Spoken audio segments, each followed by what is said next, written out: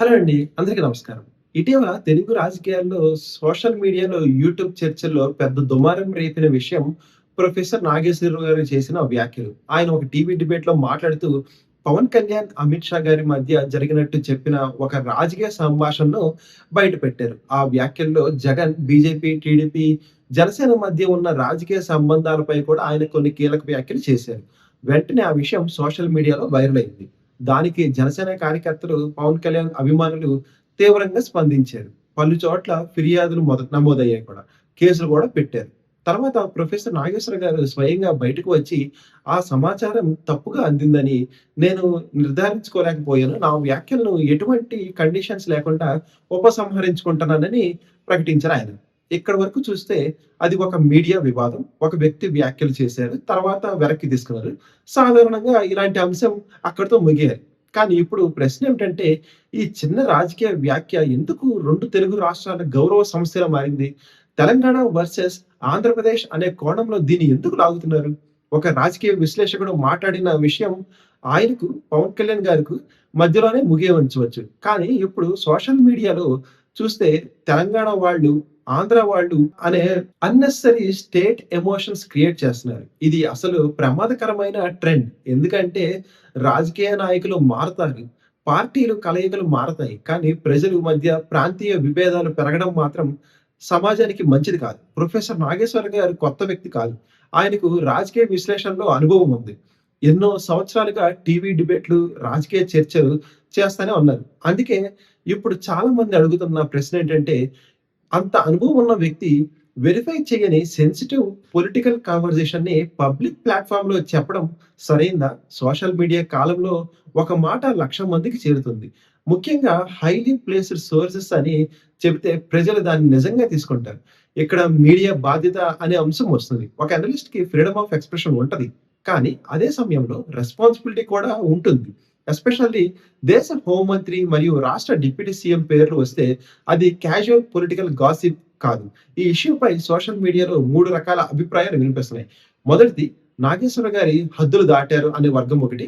ఈ వర్గం ఏమంటదంటే, రాజకీయ విశ్లేషణ ఒకటే కానీ ప్రైవేట్ కన్వర్జేషన్ బయట పెట్టినట్టు చెప్పటం మరొకటి. అది కూడా ఆధారం లేకుండా మాట్లాడటం ప్రమాదకరం అంటున్నారు. వాళ్ళ అభిప్రాయం ప్రకారం సోషల్ మీడియాలో వ్యూస్ కోసం సెన్సేషనల్ స్టేట్మెంట్స్ చేయడం ఇంటలెక్చువల్ క్రెడిబిలిటీని దెబ్బతీస్తుంది. ఇక కేసెస్ పెట్టడం ఓవర్ రియాక్షన్ అనే వర్గం మరో వర్గం. ఆళ్ళేమంటారంటే, నాగేశ్వర గారు ఇప్పటికే అన్‌కండిషనల్ అపాలజీ చెప్పారు. వ్యాఖ్యలు వెనక్కి తీసుకున్నారు. అయినా cases, political police complaints, harassments వరకు వెళ్ళడం ఫ్రీడమ్ ఆఫ్ స్పీచ్ పై ప్రెషర్ లాగా కనిపిస్తుంది అంటున్నారు. ఈ వర్గం ప్రకారం రాజకీయంగా కౌంటర్ ఇవ్వాలి కానీ క్రిమినల్ కేసెస్ వరకు వెళ్ళకూడదు. ఇక మూడోది, ఇది ప్యూర్ పొలిటికల్ నారేటివ్ వార్ అనే విశ్లేషణ.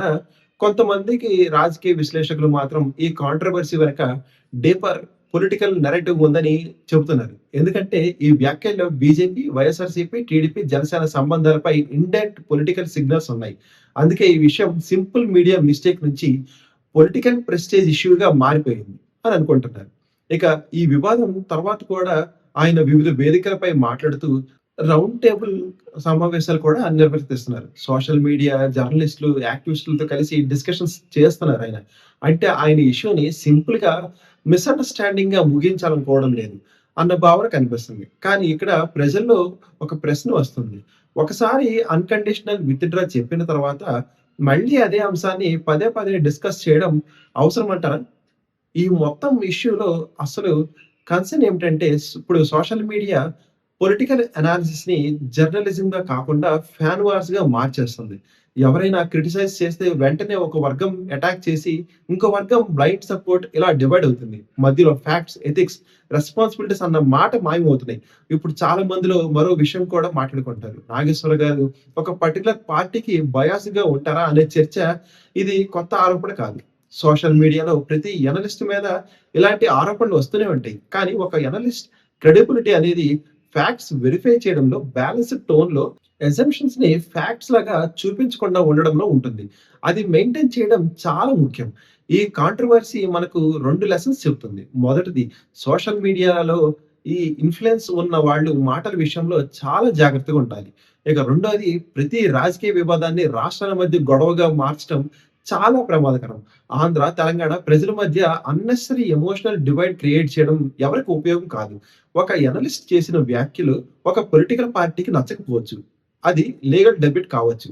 మీడియా ఎథిక్స్ ఇష్యూస్ కావచ్చు. కానీ దాన్ని 2 రాష్ట్రాల సెల్ఫ్ రెస్పెక్ట్ ఇష్యూగా ప్రొజెక్ట్ చేయడం మాత్రం సరైంది కాదు. నాగేశ్వర్ గారు లిమిట్స్ దాటారా? లేక కేసెస్ పెట్టడం ఓవర్ యాక్షన్ అనిపిస్తుందా? సోషల్ మీడియా రాజకీయ చర్చల స్థాయిని తగ్గిస్తుందా? థాంక్ యూ అండి. జై హింద్.